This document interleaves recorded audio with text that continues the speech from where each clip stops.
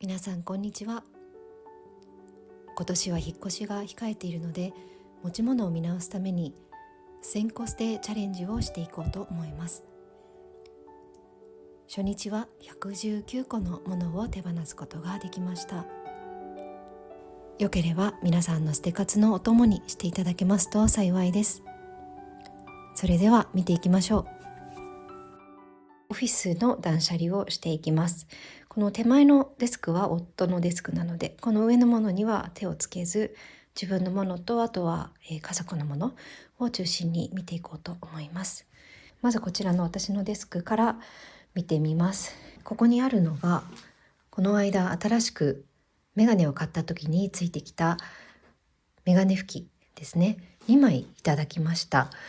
デスクのここの中にメガネ拭きを入れてあるので、この古いやつと交換したいと思います。なのでこちらの古いメガネ拭きはもう手放して、こちらの新しいメガネ拭きに交換したいと思います。はい、奥はごちゃごちゃしていますが、夫のものなので手をつけられません。なのでここは置いておきます。続いてキャビネットに行きます。こちらもちょっと仕事のものありますが、そちらには手をつけずに書類を見ていこうと思います。これですね。もう年賀状は交換しないんですが、いただいたものが数枚あって、お年玉の番号の発表を待っていたんですが、発表されて、見事数枚しかないので全部外れたので、こちらは手放そうと思います。続いてこちらの中ですね。これは書類とかいろいろ入っていますが、特に手放せるものはなさそうですね。はい。続いてクローゼットを見ていきますが、クローゼットは割と、洋服、冬服とか秋服の断捨離動画で説明した通りなので、洋服で断捨離するものはなさそうです。で、ちょっと上にあるのがこれですね。抱っこ紐、もう半年ほど使っていないので、こちらは手放そうと思います。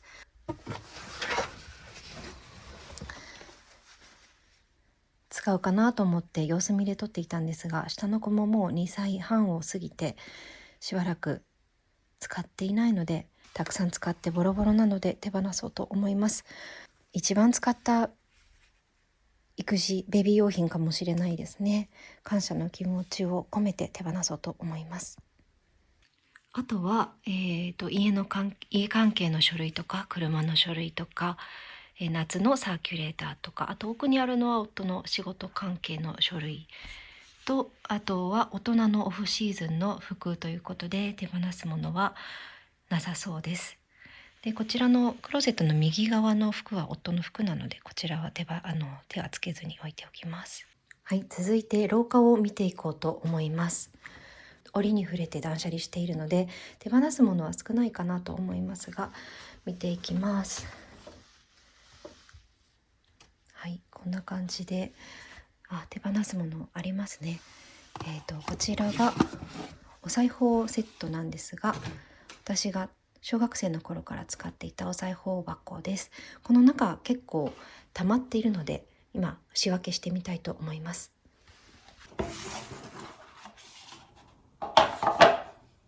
待ち針がたくさんあります。正直もうあんまりお裁縫をしないので、どちらか手放そうかなと思います。ピンクッションに入っている方を残そうかなと思うので、こちらは手放します。正直この中にある待ち針も多すぎかなと思うので、ちょっと間引こうかなと思います。ただ針の捨て方ってちょっと難しいですよね。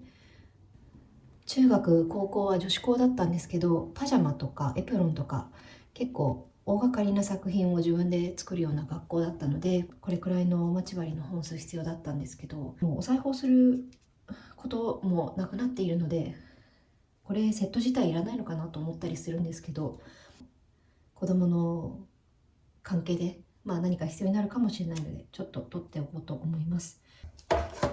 で、続いてハサミは大きいけれども、これくらい大きいと一気に布を裁ちやすいので、これは取っておきます。でこちらがリッパーですね。だいぶ昔のリッパーです。リッパーは確かもう1本あったと。これですね、リッパー2本あるので、このちっちゃいコンパクトの方だけ残しておこうと思います。なのでこっちのリッパー手放します。でついでにこの中のもので見ていくと、真っ赤な糸はなかなかもう使わないのでこれ手放します。で待ち針まだここにもありました。でもう本当に正直これで十分かなと思うので、さっきの待ち針、ここの丸いやつと、あとこちらのこれどちらも待ち針は手放します。ちゃんと怪我しないように後でまとめて包んで手放します。で糸ですね、糸はオーソドックスな2色なので、念のため取っておきます。何かで使うかも。白と紺は使いやすいのでボタンつけたりとかに使えるので取っておきます。あとは当て布ですね。これはいらないので手放します。刺繍針ですね。これ刺繍針です。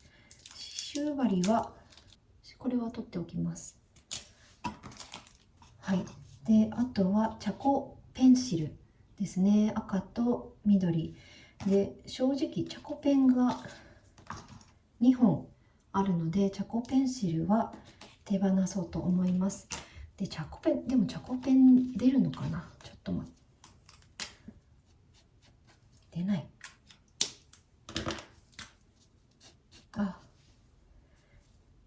チャコペン出る方だけ取っておいて、このもう出なくなったチャコペンと、あとチャコペンシル、これは手放します。これは1個しかないからこちらも取っておいて、で刺繍糸ですね。こんなに刺繍が好きだったんですが、もう最近刺繍する機会もなくて、すごい綺麗な刺繍糸なんですけれども、これは持っていても仕方ないので一回手放そうかなと思います。もう中学2年生の頃から念のためと取っておいてあって永遠に使っていないので、これは手放します。あとこちらはかわいいワッペンですね。ちょっとつけたいなって思うカバンがあったので、これ一旦取っておきます。待ち針がもっと出てきました。これも手放します。で、これ巻き尺ですね。巻き尺は全然まだ使えそうなので取っておきます。であとは糸ばさみも使えそうなので取っておきます。であとあれですね、なんて言うんだっけ、指抜き、これ指抜きって言うんだっけ。指抜き2個あって、幅が細い方はこう糸をグッて押す時にたまに的が外れて肌に刺したりして痛かったので、カバー範囲が広い、やつだけ残しておきます。なのでこれは手放します。残しておくものはここら辺だけですね。でこの豆、これは後で抜いておきます。はい、こちらは全部手放します。この外に出したのは全部手放します。はい、続いてその下の工具エリアですね。ここら辺を見ていきます。ガムテープはこれがもうすぐなくなりそうで、こちら新しいのものなので、捨てるほどでも捨てるものはないかなと思います。でこの奥にあるのが、ネジセットですね。この箱は捨てるものはなさそうです。でこの奥の箱が怪しいです。見ていきます。はい、まずは壁に貼れるフックですね。これ今の家だと使わないんですが、次引っ越す家がアメリカの家で、こういう便利なものないかもしれないので、一応取って持っていこうかなと思います。絵とか飾りたいので。でこちらは、娘が工作でよく使ったり、あとすごい急いで裾上げをしたい時とかに使っています。なのでこれは取っておきます。これも手芸用ボンドで、娘がお制作が今好きなんですけど、それに使っていますのでこれも取っておきます。でこれはポチ袋ですね。ここに何であるのかわかんないんですが、これはまだ折に触れて使うので取っておきますが、別のところに移しておきます。はい、こちらはラジコンについてきたなんだこうプラスのドライバーですね。これは同じ形があると思うので確認して手放します。穴が目立たないフックです。引っ越し先で使うと思うので手放さないで取っておきます。これはラジコンの充電器ですね。なんでこんなとこにあるのか。これは移動させます。これは六角なんだ。これ同じものが家に別であるのでこれ手放します。先ほどのドライバーですが、同じサイズのこちらのドライバーがすでにこのセットに含まれていて家にすでにあったので、このラジコンに付属してきた方は手放します。はい、であとこれは結束テープですね。無印の好きなところで切れるやつ。これは便利なので使っています。取っておきます。はい、なので工具セットにはこれだけ戻したっていう感じですね。この2枚2本、この2本は手放して、こちらの2点はあるべきところに移動させます。以上です。こちらのクローゼットはあとはストックのティッシュとか、ウェットティッシュ、先ほどの裁縫箱、工具箱、フロアワイパー、これが乾電池がいっぱい入ってます。であとはルンバの付属品と、あとこれは包装系ですね。たまにメルカリを発送するときに使うものです。で一番下にはハンディ掃除機の付属品とか充電器、あとは紙袋のストックです。ここに入るだけは持っておくと決めているので、特に手放すものはないかなという感じでした。続いてこちらの棚を見ていきます。ここら辺はお雛様と5月飾り、子供の日の飾りなので取っておきます。でこれがスヌードなんですが、私が大学時代に使っていて今はもうあまり使わないので手放そうと思います。で続いてこちらが座布団のカバーですね。座布団2枚しかないのに間違えて3枚買ってしまって、で1年間汚れた時とかに変えられるように取ってあったんですが、そんなに汚れが目立つ色でもないのでそんな機会はなく眠っていたので、これは手放そうと思います。はい、でこれはクッションは今、ソファの上がブランケットで占領されているので一旦しまっています。その下は空っぽで、一番下も空っぽでちょっとほこりが溜まってますね。でここにあるのは子どもたちのオフシーズンの服ですが、この間見直したばっかしなのでこれは今日は手はつけないです。なのでこのエリアから手放すのはこの2つですね。はい、はい、続いていらないものがたまりがちな押し入れを見ていきます。子どものおもちゃは子どもと定期的に相談していらないものを手放してもらうようにしているんですが、今ここに出ているものが今回手放そうかなというものたちです。見ていきます。まずはハッピーセントのおまけですね。頼むと喜んでこういうので遊んでくれます。でもやっぱりすぐ飽きてしまうみたいで、3日間ほど遊んでこれはもういらないと言っていたので、こちら手放そうと思います。ジョージですね。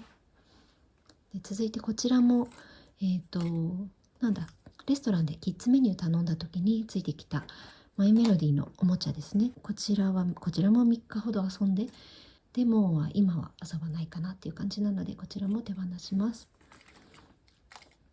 であとこちらは100均で買った粘土ですね。これは1週間ほどたくさん遊んで、もうカッピカピになってしまったのでこちらも手放します。でこれは子どものおもちゃをお出かけ用に入れていた袋なんですが、ちょっと破れてしまったのとこの締まりが閉まらなくなってしまったのでこれは手放します。で、あとこちらですね。これは無印のおもちゃじゃなくてなんだっけ、作品をかける、グッズなんですが、これうちにかけるところが今なくて使わないので一旦手放そうかなと思います。2個あるんですけどね。あとはもっと奥を見ていくとかなり雑多なものが溜まっているように見えますが、これはおむつのストックなので一旦分かりやすいように取り除いておきます。で、これがお友達からいただいたチョコレートの箱です。可愛いので取ってあったんですが、もうさすがに結構紙でできているので開け閉めを繰り返して曲がったりしてもう開け閉めしにくい状況になってしまったので手放します。で、続いてこちらですね。これは保育園でもらった、フラフープの一部です。全部あるかな。全部ありました。これなんかフラフープとして遊ぶにはちょっとガタガタしてて、フラフープとしてはあまり役に立ってくれなかったんですが、これ並べたりして遊んでいました。ですがもう飽きてしまったようで、もう並べるなら他にもブロックとかおもちゃがあるので、これは手放そうと思います。はい、あとはこれは、使わなくなったカーテンですね。これも家でカーテン使う余ったカーテンなんですが、使わないのでこちら今手放そうと思います。で、あとはこちらが子供の水着とか、冬服のうちサイズアウトしたものとかがたくさん入っています。毎回見直しているのになんでこんなに出るんだっていうくらい出るんですけれども、家中の子供の布類集めた感じです。なのでこちらも手放します。あとは奥に見えているこちらですね。これ今玄関に絵を飾っているんですが、その飾っている枠についてきたポスターフレームです。で、違う絵にした時にこのフレーム必要になるかなと思ったんですが、違う絵にすることがなさそうなのでこのフレームごと手放そうと思います。今見えているものはストレッチポール以外はほぼ全て手放すものですね。たくさんありました。はい、というわけで押し入れはこんな感じですっきり、かなりすっきりしました。はい、続いて冷蔵庫を見ていきます。今ワンオペ中ということもあって結構スカスカです。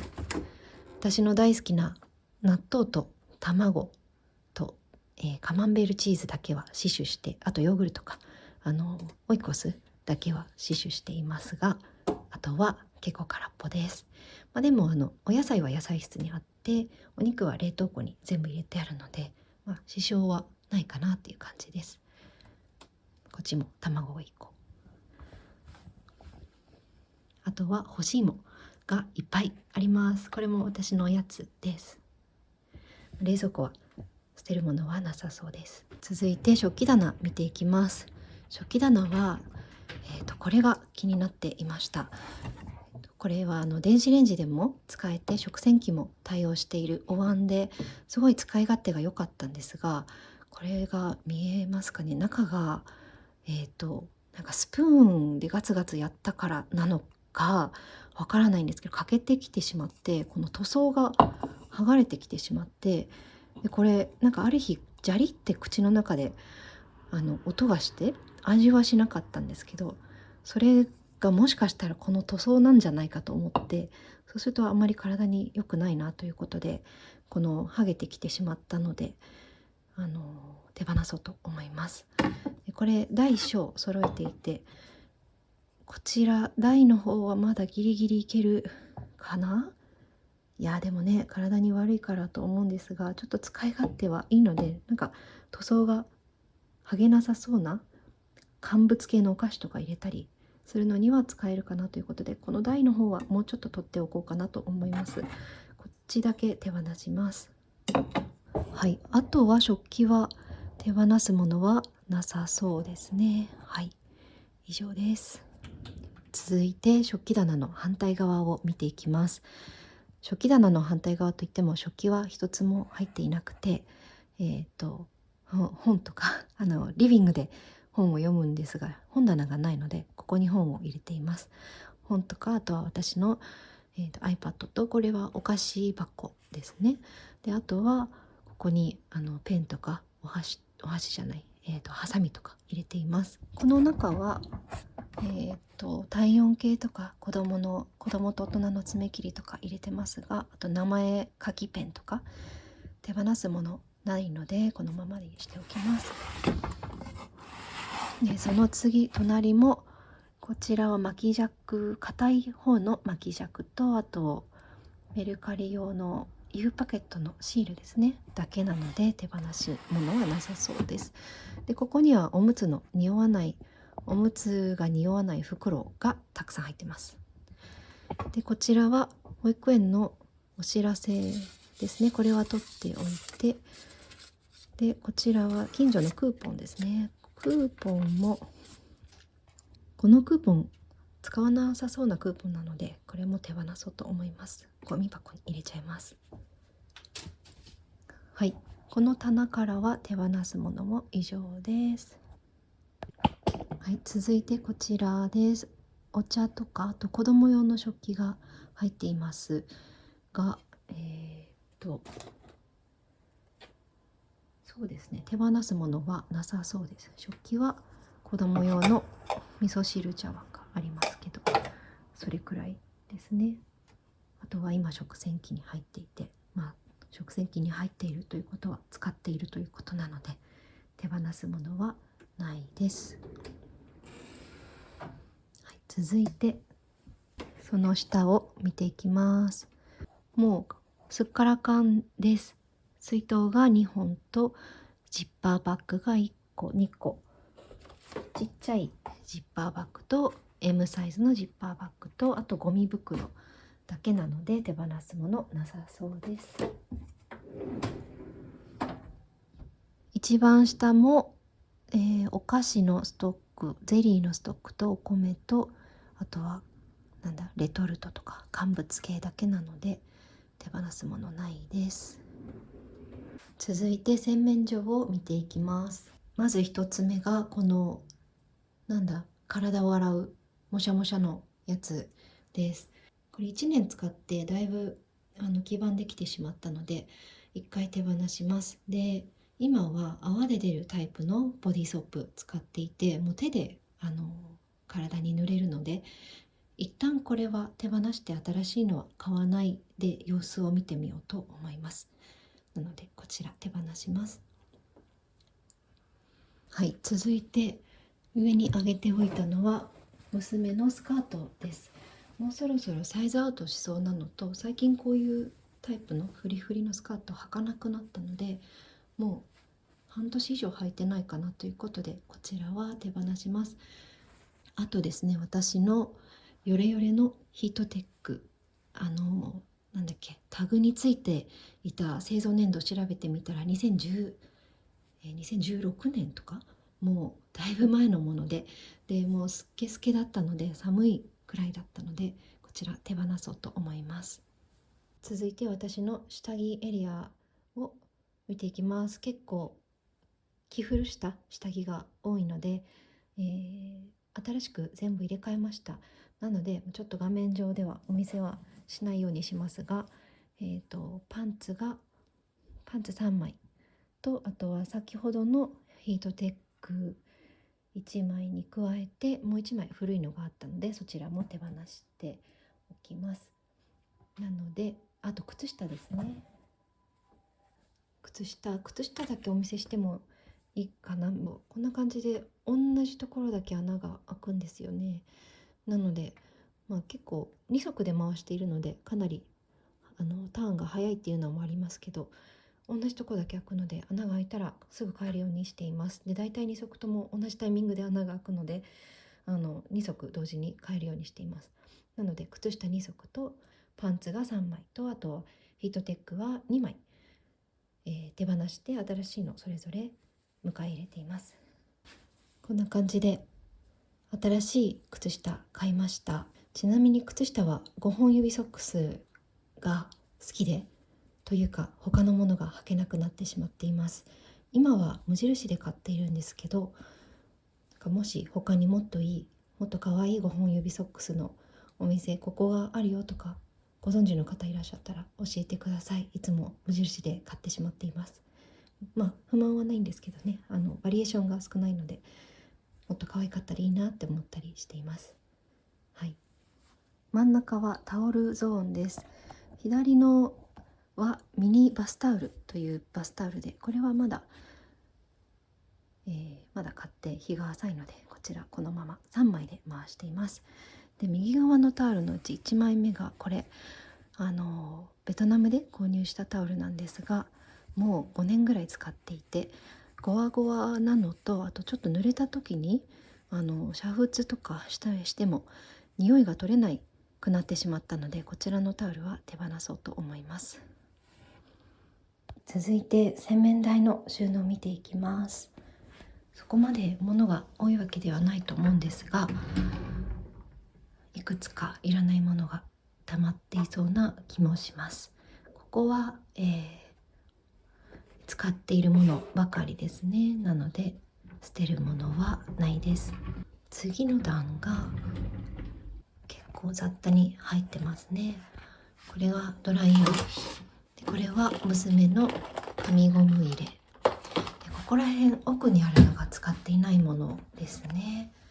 まずここら辺、この2つはなんかオルビスかなんかでもらった洗顔する時に腕につけるリストバンドだったっけな、こんな感じですね。だけど使わないのでこれは手放そうと思います。2つとも手放します。で、あとこちらは前に、ホテルのアメニティでついてきて可愛いと思って持って帰ったんですが、使ってないのでこちらも手放します。はい、以上ですね。あとあれか、なんだこれ、なぜかペンがあります。これも確か出なかったと思うのと、あとここが欠けててちゃんと閉まらないので、出ないし壊れているということでこちらは手放します。はい、ここは以上です。続いて一番下、はい、こんな感じですね。これはお掃除用のマイクロファイバークロス、これは掃除に使って捨てます。で、あとは子供用の歯ブラシセットと、これは大人の歯ブラシのキャップですね。正直これ使わないのでこちら手放します。で、あとは残っているのはこれだけですね。なのでもう手放すものはないです。